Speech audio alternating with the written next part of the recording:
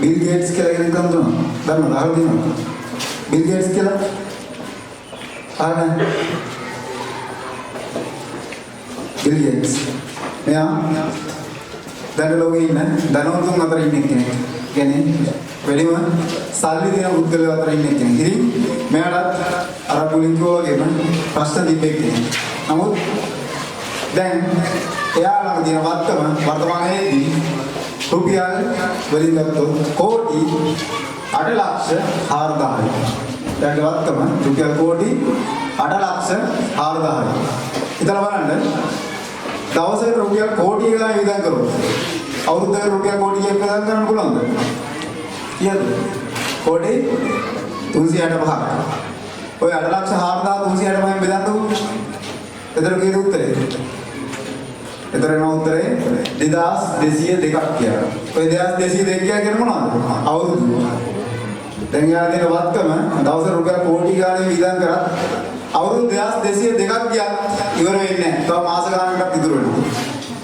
හරිද? මම කියන්නේ ඔයාලට බැරි නෑ. ඔයාලට පුළුවන්. ඔයාලට පුළුවන් ජීවිතය ජය ගන්න. ඔයාලා ඉන්න තත්ත්වයෙන් උඩට එන්න පුළුවන්. හරිද? එමෙද්දී ආදරණීය මල්ලි, ආදරණීය නංගි ඔයාලට කතා කරන්නේ. ඔයාලට පුළුවන් එක දෙයක් හිතන්න. ඒ තමයි ඔයාගේ අම්මා ගැන. ඔයාගේ තාත්තා ගැන. එහෙම හිතන්න පුළුවන්. ඉතින්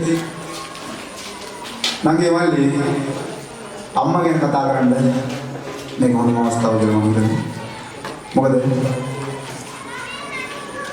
අපි කතා කරා පාසල් කාලය ගැන වෙట్లా ඉන්න මිනිහ කොහමද ඉන්නේ කියලා අපි පොඩ්ඩක් හිතුවා. ඇහුවා. දැන් ඉතින් අපි සූදානම් අම්මා ගැන පොඩි වචන ටිකක් අහන්න. ඉතින් මම හිම කතා කරන්නේ නංගි මල්ලි ඔයාලා උදේ නැගිටිනකොට ඔයාලා දකින්නේ ඔයාලා උදේ නැගිටින්න කියලා කියනවා ඉස්සලා උදේ 6 පහු වෙලානේ එහෙම නැත්නම් පාට පහමාර නැගිටිනවා ඔයාලා කවදාවත් දැකලා තියෙනවද? ඔයාලගේ අම්මා ඔයාලා නැගිටින්න පස්සේ නැගිටින දවසක් දැකලා තියෙනවද මල්ලි? ඔයාලා හැරුණාට පස්සේ හැරෙන දවසක් අම්මා දැකලා නැහැ. මම අදටවත් දැකලා නැහැ. මොකද ඉස්කෝලේ යන ළමයි, ඉස්කෝලේ යන දුවෙක්, ඉස්කෝලේ යන පුතේ මට ඉන්නවනේ කියන හැඟීම ඔයාලගේ අම්මා ළඟ තියෙනවා. ඒකින්ද ඔයාලගේ අම්මා උදේ පාන්දර නැගිටලා ඔයාලට ඉස්කෝලේ යන කෑම එක හදලා දෙන්න. එහෙම නැත්නම් ඔයාලා වෙනුවෙන් මහන්සි වෙලා වැඩ කරන තාත්තට කෑම එක හදලා දෙන්න. උදේ පාන්දර නැගිටලා ඔයාලා නැගිටලා කුස්සියට එනකොට ඔයාලට වෙනවා ඇති අර දර ලිපට බිඹලා ඒ තුන් පීච්ච කුස්සිය මැදින් මතුවෙන්නේ ඔයාලගේ අම්මගේ මූණ. ඔයාලට ඒක මතක වෙනවා ඇති. ඉතින් මම දෙවියන් කතා කරන කලින් එක නංගියකින් හරි මල්ලියකින් හරි ආසයි අහන්න තමන්ගේ අම්මගේ වචන ටිකක්.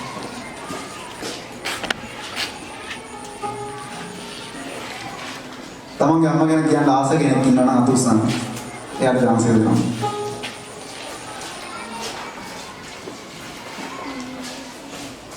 හරි. කමන්නේ. නංගි මල්ලි.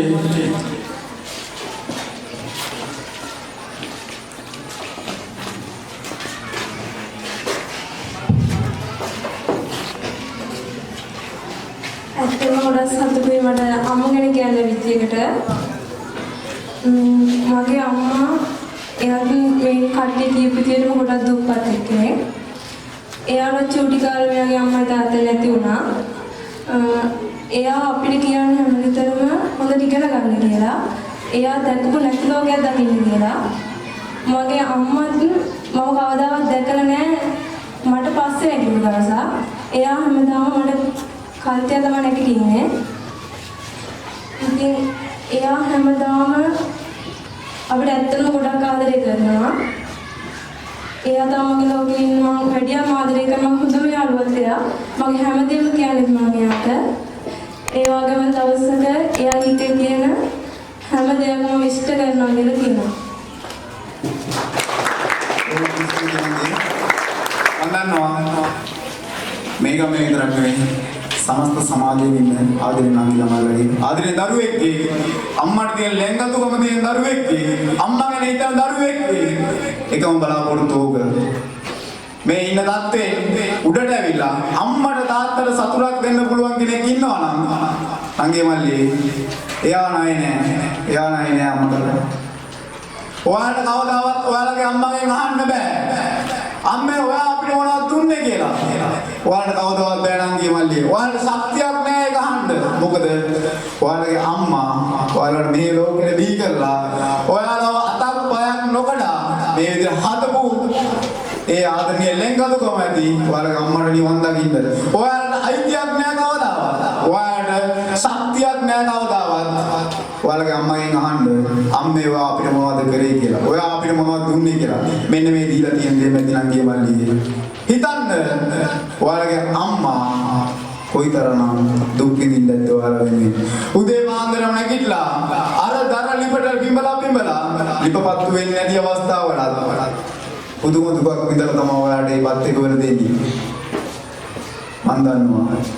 අපේ ගමක ඔයාලත් ගමක කාටවත් නැහැ ඔය කියන රයිස් කුකර් ඔය කියන ගෑස් ලිප් තියෙන දරලිප තියෙන දරලිපට ඔය විදිහට දුක් විඳලා තමයි ඔයාලට උදේ තේ හදලා දෙන්නේ ඔයාලට උදේ ඉන්න කෑම එක හදලා දෙන්නේ ඔයාලගේ තාත්තට ඔයාලගේ අම්මා කෑම එක හදලා දෙන්නේ ඒ ඔයාලගේ ආදරණීය අම්මා ඒ ඔයාලා කවදා හරි දවසක එයාලා වැඩිච්ච අමාරුවේ වැටෙන්න දෙන්නේ නැතුව ඔයාලා කවදා හරි දවසක හොඳ තැනකට ඇවිල්ලා අම්මා ඉස්සරහා කතා කරයි කියන බලාපොරොත්තු ඇතුව ඔයාලා කවදා හරි අම්මගේ නමට ගැලපෙන්නේ නැති විදිහට වැඩක් කරනවා නම්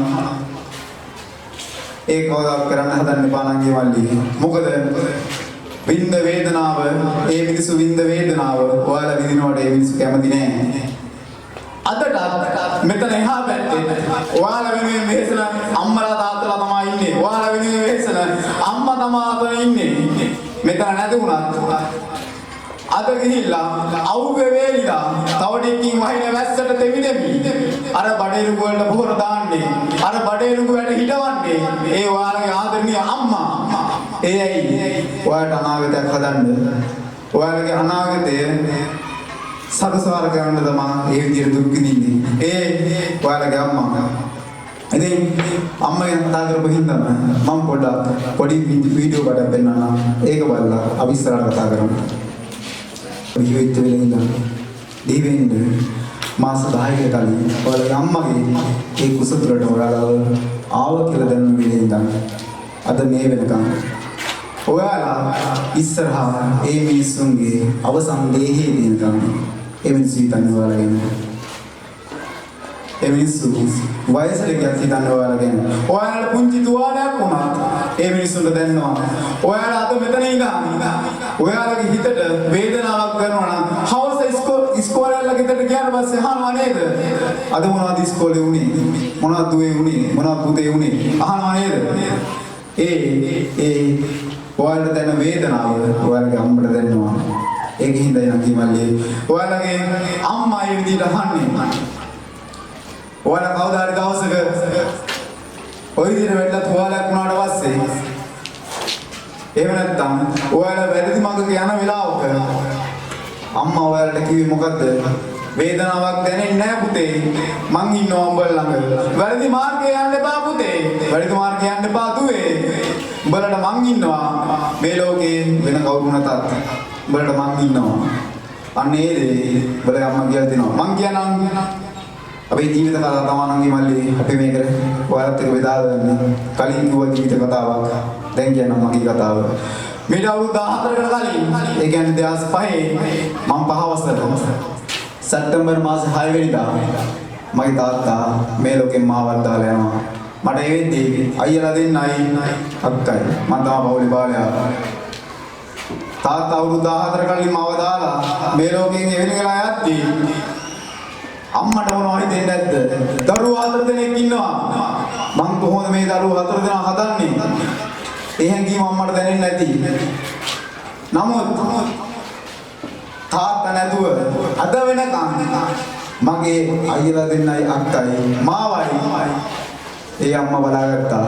අදට මගේ අම්මා මං වෙනුවෙන් වේදනාව විඳිනවා. 2008 අවුරුද්දේ අපේ අම්මා ලංකාවට වෙලා කරන්න බැරි හින්දා විදේශගත වෙනවා. ඒ විදේශගත වෙන්නේ එයාට දෙයක් ලබා ගන්න නෙමෙයි. එයාට දෙයක් ලබා ගන්න නෙමෙයි. මං වෙනුවෙන්, මගේ අයියලා වෙනුවෙන්, මගේ අක්කා වෙනුවෙන් එයාට දෙයක් කරන්න ඉතුරුලා තියෙන හින්දා තාත්තා නැහැ කියලා අපිව දාලා ගියේ නැහැ. මෙතන ඇති තාත්තලා අසනීප වෙච්ච කට්ටිය. එහෙම නැත්නම් තාත්තලා මට වගේ තාත්තා වහිමි වෙච්ච කට්ටිය. ඉතින් එහෙම කවකවත් අම්මා ඔයාලව දාලා ගිහලා නැහැ නංගි මල්ලියේ. ඉතින් එහෙව් අම්මට ඔයාලා කවදා හරි වැරද්දක් කරනවා නම් දැන් පොඩ්ඩක් හිතලා බලන්න. ඔයාලා ඒ කරන වැඩේ සාධාරණයිද? නැහැ. සාධාරණ නැහැ. ඔයාලා ඉගෙන ගන්න ඕනේ තමන් වෙනුවෙන් නෙමෙයි. ඔයාලගේ අම්මා වෙනුවෙන්. ඔයාලගේ තාත්තා වෙනුවෙන්. ඔයාලට කවදා හිතනවා නම් මේ ඉස්කෝලේ ගමන ඇති මම යනවා වෙන මොකක් කරේ රස්සාවක් හොයාගෙන. ඒ රස්සාවෙන් වලට අම්මව තාත්තව පෝෂණය කරන්න පුළුවන් නම් බලයල්ලා. නමුත් බෑ නංගි මල්ලි. බෑ. මොකද මේ අධ්‍යාපනය කියන දේ ඒ තරම් වටිනවා. බඩ ජීවිතේ වැටෙනවා කියන හැඟීමක් දැනෙද්දි එහෙම නැත්නම් නොගැලපෙන හැඟීමක් දැනෙද්දි වෙනත් ආදරයක් පස්සේ දුවන්න හැඟීමක් දැනෙද්දි මතක් කරලා බලපන් උඹලගේ අම්මට බඩලා ආවට පස්සේ උඹලා ගහන පයින් පාරක් බානේ උඹලා හැරිලක් ගානේ උඹලගේ අම්මා විඳ වේදනාව උඹලගේ අම්මා විඳ වේදනාව ඒ පුංචි බඩක උඹලව මාස 10ක් තිස්සේ ධානය ඉඳලා ඒ අම්මා විඳ වේදනාව හයියෙන් ඇවිද්දේ නැහැ. හයියෙන් කතා කරේ නැහැ. ඒ කතා කරන්න බැරිව නෙමෙයි මගේ දුවට මගේ පුංචි පුතාට ඒක වේදනාවක් වෙයි කියලා හිතුවා. ඒ වගේම තමයි සරදේවල් කෑවේ නැහැ. ඒයි ඒ උඹලා වෙන්නේ මගේ පුතාට මගේ දුවට මේ දේවල් විස වෙයි කියලා හිතුවා. පාරක යද්දී මඩවලක් තිබ්බනම් පැනලා යනවා. නමුත් අම්මා එහෙම පැනලා ගියේ නෑ. ඒ මඩවල හරහාම ගියා. ඒයි අම්මගේ කරන සියුම් චලනයක් වුණත් උඹලට දැනෙන්නේ හින්දා. ඉතින් නංගි මල්ලි හිතලා බලන්න අපේ අම්මට දරුවෝ 4යි මාත් එක්ක අපි 4 දෙනා මේ ලෝකෙ දී වෙද්දී ඔය සිසේරියන් කියන සත්‍යම කළා. අපේ අම්මගේ බඩ 4 පාරක් කපලා දෙනවා. බලන්න පුංචි තුවාලයක් වුණත් දැනනවා නේද ගොඩක්. හිතලා බලන්න අම්මගේ බඩ මෙතෙන් ඉඳන් මෙතෙන් කපද්දී කොයිතරම් වේදනාවක් තියෙනවද? සීනදි කළා තමයි කරන්නේ. නමුත් ඒක පස්සේ මතක් වෙද්දී කොච්චර වේදනාවක් දැනෙන්නද? ඒ සත්‍යම නොකර වෙනත් විදිහකට ඔයාලා මේ ලෝකෙ බිහි කරන ක්‍රමයක් තියෙනවා. ඒ ක්‍රමයේදී සීනදි කරන්නේ නැහැ.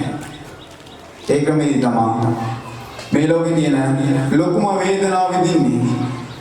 ඒ ක්‍රමයේදී තමයි මේ ලෝකේ තියෙන ලොකුම වේදනාව විඳින්නේ. එතකොට ඔය තියෙන ඉගෙන ගන්න තියෙන අමාරුකම් නෙමේ වේදනාව. ඉගෙන ගන්න තියෙන අමාරුකම් නෙමේ වේදනාව.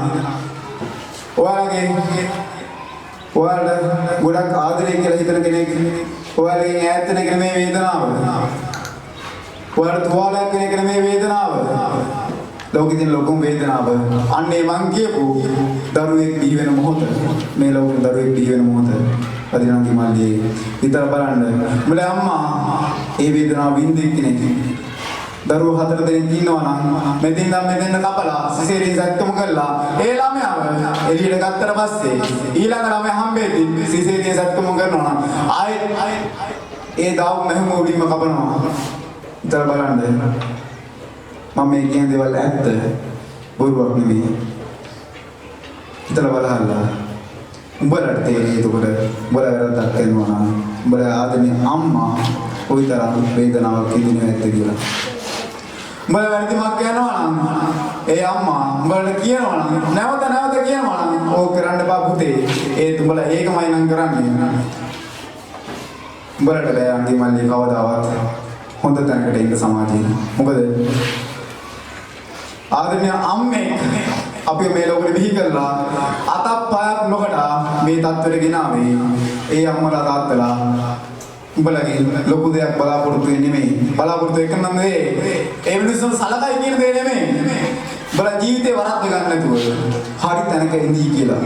ඒ මිනිස්සු මරණ මොහොත වෙද්දී ඒ මිනිස්සු ඇස් දෙක පියාගන්න මොහොත වෙද්දී උඹලා සමාජයේ හොඳ තැනක ඉන්නවා නම් අන්න එදා උඹලා අම්මට අද ගිහිල්ලා අහලා බලපන් අම්මේ මොකද්ද දැනෙන්නේ කියලා. උඹලා ලොකු වාහනයක ඇවිල්ලා හොඳ රස්සාවක් කරලා අම්මව කාර් එකේ හරි ඒ ආපු වාහනේ දාගෙන ගම වටේ රවුමක් යද්දී ඒ අම්මා කොච්චර සතුටක් දැනෙයිද? හිතලා බලන්න. මන් දන්නවා ඒක. මොකද මන් තම රස්සාවක් කරන්නේ නැහැ. ඒ හැංගීම් මන් දැක්කා. හැංගීම් මොකද්ද? නංගි මල්ලි අපේ කැම්පස් වල ගහන බැච් ෆොටෝ කියලා කියන්නේ බැච් එකම එකතු කරලා අවුරුදු අවසන් ෆොටෝ එක ගහනවා. ඒ ෆොටෝ එක මම මගේ අම්මට ගිහින් දුන්නා. අම්මට ගිහින් දෙද්දී අම්මට මම මූණ දිහා බලන්න ඉන්න බැරි වුණා. ඒ බැරි වුණේ අම්මගේ ඇස් වලින් කඳුළු වැටුණා. මොකද අම්මා විඳ දුකට අදටත් විඳින දුකට මං කියන්නම් බලන්න බොරු කියන්න ඕනේ නැහැ. අදටත් මගේ අම්මා මීගමුවේ ගෙදරක කුලිය වැඩ කරන්නේ. අදටත් මගේ අම්මා මීගමුවේ ගෙදර කුලිය වැඩ කරන්නේ. ඒ මං වෙනුවෙන්. ඒ අම්මට ඇස් දෙකෙන් කඳුළු වැටුනේ.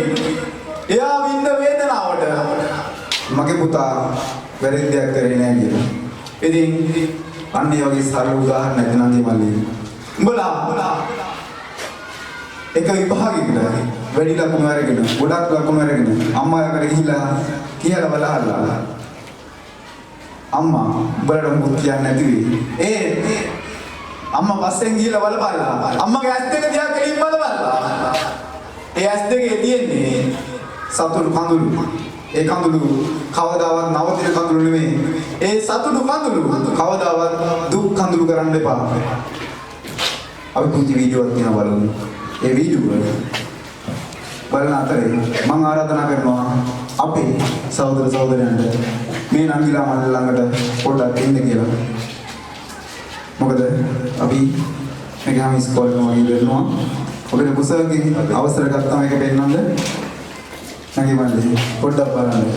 බලන්න මේ ලෝකෙ දී කරනකොට කොච්චර නම් වේදනාවක් තියෙනවද? ඒ වේදනාව හින්දා බ්‍රහ්මක බසාදාරණයක් බලලා මේක වහලා තියෙනවා. බලලා ඉමු. බලලා තියෙන එකම අම්මගෙන මොකද තියෙන කිව්වේ?